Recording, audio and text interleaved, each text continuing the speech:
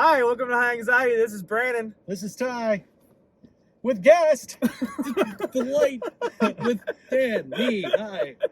All right, so we just saw Ghostbusters Afterlife. And I made Ty stop talking because I wanted to save it for the review. It is... Not that I didn't talk during the movie. He means like the moment it was over, I'm like, this was the greatest film. Okay. It is 1 o'clock. I have to be at work in 6 hours. I don't. Same. So, I mean, the 6-hour thing, not off tomorrow. Oh, yeah. well. Yeah. All right, so general like it or dislike it, or... Are we going to go for a rating thing? I don't know. 15 out of 10.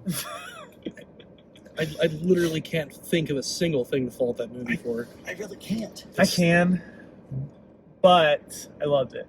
Okay, I want to know. What was your Okay. problem with it? So, I'm forgetting him now. There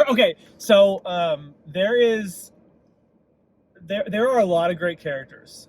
Phoebe, who is Spengler's granddaughter, She steals the movie. amazing. She steals the whole movie. Amazing. Trevor was fine. I liked him. I think he was good. He's a character. He's a character. It wasn't. That's Finn Wolfhard's character. He was just teen. Yeah. Like his personality was Yeah. teen, good with car. Yeah. Right.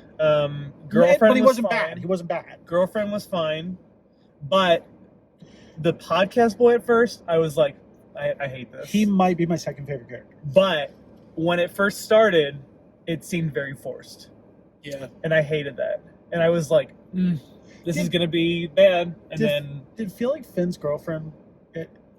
Okay, is there like he's generic teen boy. His girlfriend was kind of generic teen girl. She just reminded me of like MJ from the new Spider-Man series. Like there's a TikTok video where this girl, it says like every girl that works on trucks in a small town video. What are you doing here? This isn't your neck of the woods. I just had to ask. Why cars, Jesse? Honestly, it was the only thing my dad and I had in common after my mom. Never mind. You know you can be vulnerable with me. But you don't even know me. Can't you see I'm trying? You know what? Forget it. Just go find yourself a girl who actually has a mom.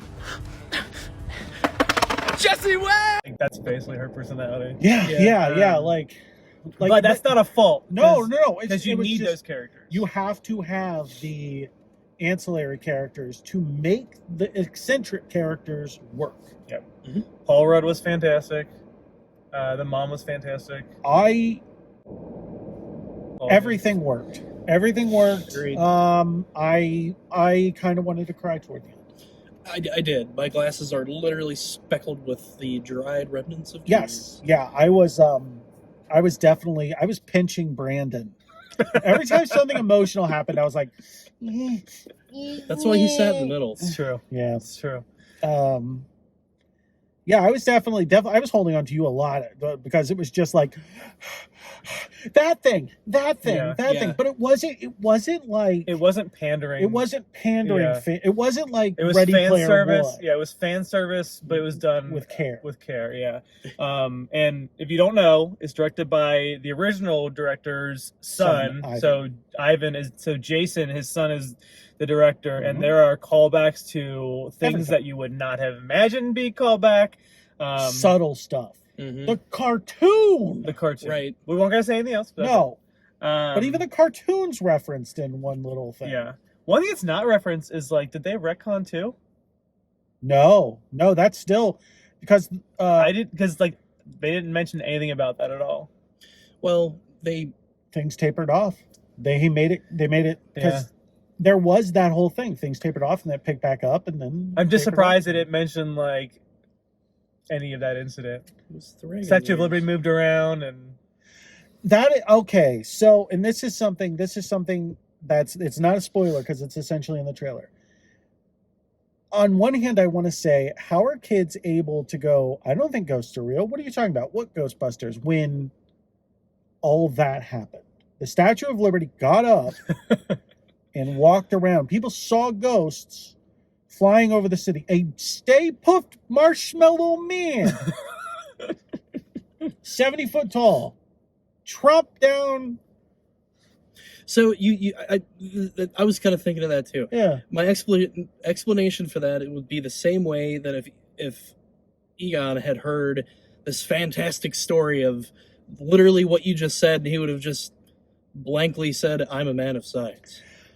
I feel like he would have been interested, but not at the same time like, okay, cool folklore, because People think a pandemic is fake right now, so I see that. What's funny is what I was going to get at is that I was actually a little more on all sides of the fences.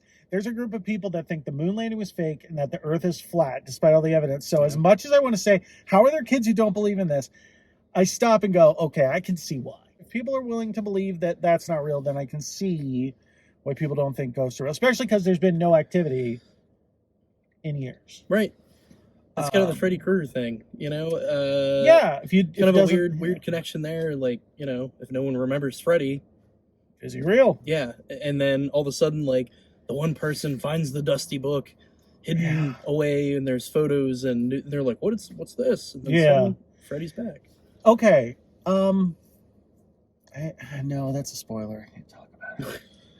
Okay. So storyline is great. Storyline was great.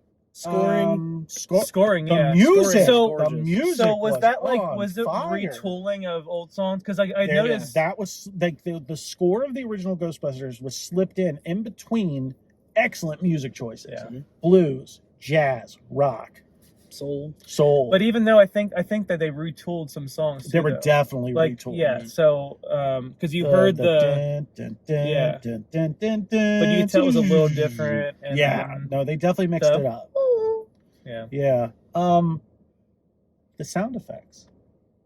The sound carried a lot of this movie. The ghost traps, the proton packs, the car. It's so recognizable. Like it just brings you back home, and it did. I was so comfortable. And those sounds are in the other movie that we don't need to talk about, but it's for some reason it doesn't do the same at all. I think the other movie, and we can totally mention here in the sense that this movie did what the other one couldn't do because it was a reboot. It was a reimagining. Right. Mm-hmm. And this was able to play off the strengths and not just, proton pack, car, ghost, Zool, Right. like it's not just the names thrown out there. This was able to grab onto the original Ghostbusters zeitgeist. And that's why I think the 2016 Ghostbusters film was set up for failure in the sense that by doing a reboot, how do you top the original? How do you retread that? If they had I think if with that cast and everything they had, if they had told a completely different story, I think it might have worked. Yeah, because they're all very talented people. Yeah, but that's all I really need to say about that. This was done with love. Like I truly felt this was done with care. This was the love letter from them to the fans. Yeah, I feel like Mom was great. Paul Rudd was great. I can't. I don't know. Like it's not even tying everything back to the first movie so cleanly. Yeah. Which you see in the trailer. In the trailer, you see that the town has the mines, the Shandor mines. Mm-hmm. So you realize that's where Shandor was at one point. Same guy that made the building in the first one. And it really just it really tied the room together. It did. That rug really tied the room I'm just really together. sad that there wasn't like the Shandor Lear Company.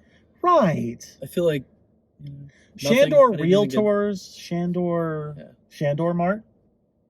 Shandor. Well, they said Shandor was on everything. Shandor is on everything, but that was a Walmart. Yeah, not a Shandor Mart. Shandor Mart. It's true. S-Mart. S-Mart is Shandor Mart. There you go. That totally explains it. It does. So the Stay Puft little creatures were in the trailer. They were adorable. At first, when I first saw that reveal trailer, I kind of groaned, and I'm like, okay, we're just doing old stuff again, but micro instead of huge. And they took it to a completely new place that was very entertaining. Yeah, it was great. It was merchandising. It was. They found a way to take everything we were familiar with, and instead of just retreading it, making it new. Mm-hmm. Yeah, and I know that the Star Wars sequels are controversial for some reason, but well, there's some reasons. I still felt the same way. Like when we saw Force Awakens for the first time, we were so hyped, and I went to Meijer afterward and looked at the action figures. Yeah, it just brings you back. Yeah, but it was also like, I love all the sequels. It doesn't matter. I don't care. But the character writing, where like when it was finished and I was like, I care about Rey and Finn as much as I care about Han Solo and Chewbacca. Mm-hmm. Like, that was incredible, and that's the same thing I just got out of that. Like, yes, like Phoebe is fantastic. I could see all of this being played up into another one. Oh, okay. So, without giving any spoilers, in a post 10-year Marvel world, how does anyone leave the theater before the credits are over? No. Stay after the credits. There's a mid-credit and a final. Yeah. There's a mid-credit, there's a final, and it's good. It's good. I won't say anything else, but all I will say is everyone in the theater except one other guy than us left. And they missed what I felt was probably a quintessential scene. Literally. Ecto 1 was beautiful. Oh, dude. Despite being so beat up, it was so beautiful. It's just like the Millennium Falcon was beat up, and you're just like, man, I love it. You're just like, when Chewbacca were home. She's got it where it counts. The visual effects. Yeah. The proton beams. There was puppets too. Looked spot on. Dude, yeah. The trap energy looked spot on. Yeah. Awesome. But the puppets, it's like Star Wars again. I keep comparing it, but like Star Wars did a mix of CG and puppets, and it was great. Yeah. Was so great. when you do see a ghost, it's a puppet, and they do the CG around it. I loved the first ghost that we actually truly see. That was a great ghost. It was, and again, I thought that was going to be like, we're just doing Slimer, but it's great. A little sad I didn't see Slimer, but at the same time, I guess it makes sense. Yeah, if they ever do another one or something, it'll be in the next one. It's like they didn't put Luke in Force Awakens, and I wanted to see more ghosts. Sorry about all the Star Wars. I wanted to see more. Yeah, ghosts. I agree. I think, and it's not even a complaint. There's a person at your twin. Penny moving around. Oh, there was not enough ghosts. Like, we saw the spirit energy. We didn't actually see, because one of my favorite parts of the first coffee shop guy or whatever. Like with the taxi, he was essentially like with the taxi cab driver. Like, I wanted to see more monster ghosts, like swirling. I agree. Like when the main antagonist of the movie appears, and you're just like, yeah, this is the climax basically, or getting ready for the climax. I was like, oh, really? Like, we're already here? Yeah. And I knew it's late, but despite what I thought we got to the climax too soon, it was a lot of movie left after that. It was a long climax. But it worked. It wasn't it wasn't like it was dragged out. Not at all. It worked. Yeah. Everything worked. Now, here's the thing. I have a huge problem when it comes to seeing movies the night of. That night, I will think I've seen the greatest film in cinematic history. And then the next day, someone's going to mention a plot hole I didn't think of.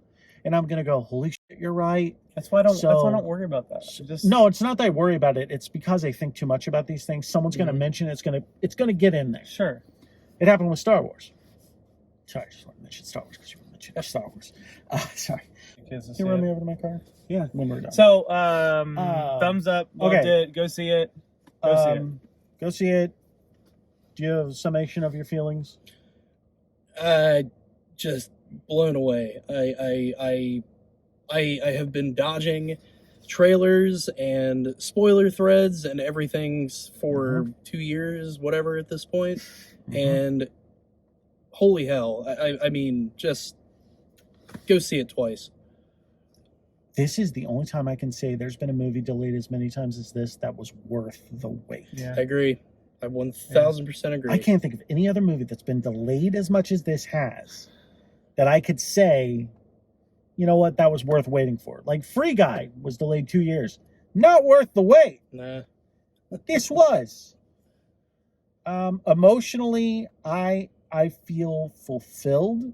This is the Ghostbusters 3 I've needed since I was a kid. Yeah. And I saw on time when I got here that I was completely detached from it because I didn't want to get my hopes up and I didn't want to, like, you saw me walk in, I was just... You look like you just woke up. I did, but yeah, I was detached. I was like, I'm just not expecting anything at all, and I've gotten quite good at that. Like, that's how I'm going to be for Spider-Man No Way Home, because I've already seen too many spoilers. Because it is too exciting that I'm just going to have to be like dead when I go into it. Like no expectations. Run laps. Do some meth. Okay. All right, so go see it.